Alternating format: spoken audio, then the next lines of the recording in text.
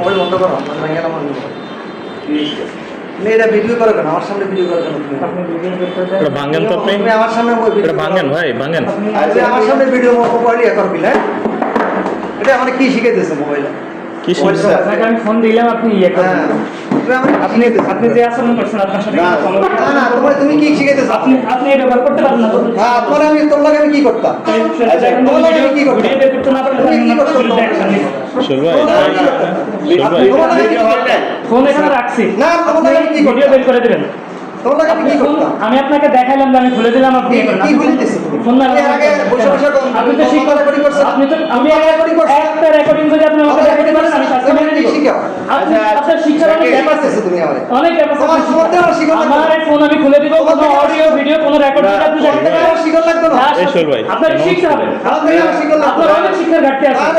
শিক্ষক হিসেবে আপনার অবশ্যই আমার বাপরে বলা লাগবে না, আমি তো আপনার শিক্ষার অনেক ঘাটতি আছে, আপনাকে শিখতে হবে। তোমার কাছে আমার শিখো লাগতো না। আপনি আইটি সম্পর্কে কিছু জানেন না, আমি আপনাকে ফোন করে দিলাম, আপনি আপনার তো আচরণের গ্যাপ আছে, আপনার সভ্যতা গ্যাপ আছে।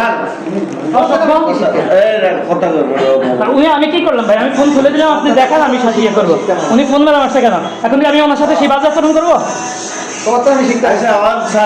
আপনার কাছে মানুষ শিখবে কি? তোমার তো আমি শিখি। আপনাকে কি আমি শিখাইতে আসছি? না, তো তুমি এখানে কেন আসছো? আমি ফোন, হ্যাঁ আমি সাংবাদিক হিসেবে এখানে আপনার পারমিশন নিয়ে এখানে ঢুকতে হবে। আপনার পারমিশন নিয়ে ঢুকতে হবে। না, অবশ্যই ঢুকতে হবে। কেন আপনার পারমিশন? অবশ্যই আমার ঢুকতে হবে। কথা বলতেছেন, আবার বড় কথা বলেন। আমার কথা বলছিলে তুমি। দেখেন স্যার, এই কি পাইছেন আপনি? স্যার কি পাইছেন? এই কি বলেন? আমার সাথে আসছে, আমি আবার কথা বলেন তো। বলছি। আমি ফোন দেখলাম ভাই, আপনি দেখেন তো। আরে দেখুন, আমার সাথে এসে এরা এখন আমার বেশ। মানে আপনার সামনে যেটা হয়েছে এটার জন্য দুঃখিত। আমি বললাম আপনি আমার আচরণের গ্যাপ কোনটা? উনি বলছে শাকিল ভাই কি করছিল? শাকিল ভাইয়ের সাথে ব্যবহার কেন? আমি ওনাকে ফোন খুলে দিলাম, উনি দেখো অডিও ভিডিও কি হচ্ছে, ঠিক আছে? উনি ফোন মেলা মারছে এবং এটা বাজে আচরণ করছে। এখন ওনার সাথে কি করা উচিত বলেন? যাও তুমি যা পারো করো। যদ্দূর পারো করো, যদ্দূর পারো করো। আমি স্যার, যদ্দূর পারো। হাত যত বড় ক্ষমতা করো। আপনার সাথে আমি এই স্যার, তুমি যা পারো। স্যার আপনি তো এখানে সোজা করে দিন বিন্দু করে দিলাম করে। বা হয়ে যাবেন বলেন, একেবারে হয়ে যাবেন বলেন। তোর মত সোজা অপরাধ না আমার নালি দিয়ে কথা আসলে কথা যাইতে পারে।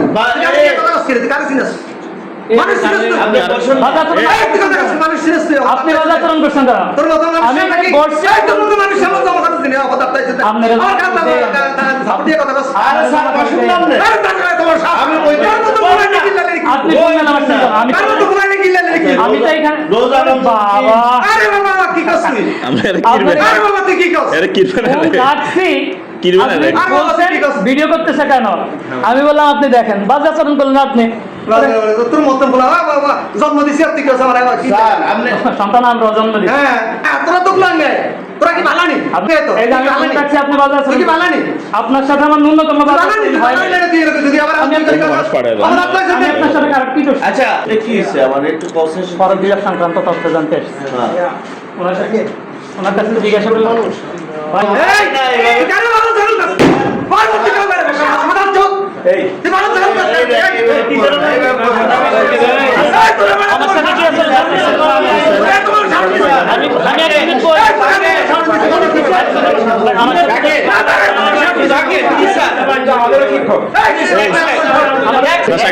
শাকিল ভাই এদিক বললেন না। এদিক বললেন না। আমার উপর একটা কি সেটা বলেন। আপনি পাগল ছাগল করতে পারেন?